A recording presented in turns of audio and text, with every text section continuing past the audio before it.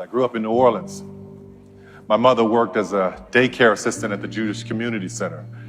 The man that I was told was my father was a carpenter and a functional alcoholic. He was abusive to my mother, and not more than a baby herself, when she married this man, she tried her best to protect me from him. But with no life skills of her own, she did what she knew how to do.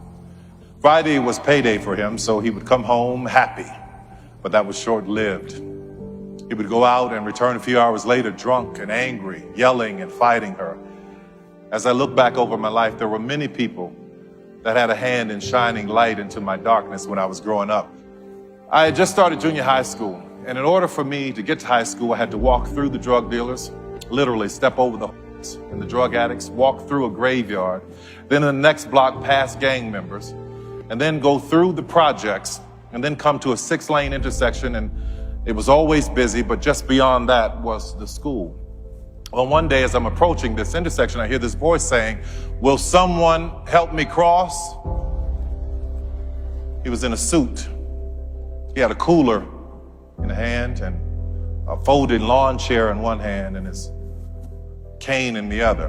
"Will someone help me cross?" he said. People kept ignoring him, walking past him with their busy lives. We were poor, but we were busy. I don't know why poor people are so busy. I said, "I'll help you," in my 13-year-old changing voice.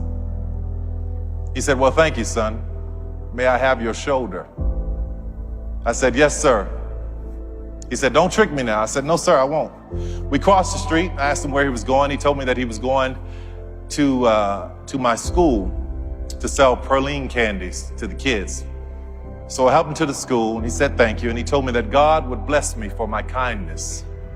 He and I became friends. We took that walk every day.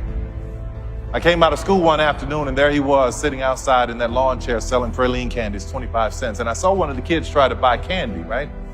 And they gave Mr. Butler $1, and they told him it was a $5 bill. I stepped in and I said, "Mr. Butler, this is a scam." Needless to say, I had a lot of enemies at that school, but it didn't matter. I was glad to do it. You see, Mr. Butler was one of the first men in my life to see me. And what made it all the more special is that he was blind. He was a point of light. One morning I was late meeting him, and as I walked up to the intersection, I could see Mr. Butler standing there, not saying a word. So I tipped up behind him and I said, "I'm not gonna say anything. I'm just gonna wait to see what happens." He said, "I know you're there, son." I said, "Yes, sir, I am." I said, "I didn't hear you saying, 'Will someone help me cross?'" He said, "No, I was listening for you." I said, "You were?" He said, "Yes.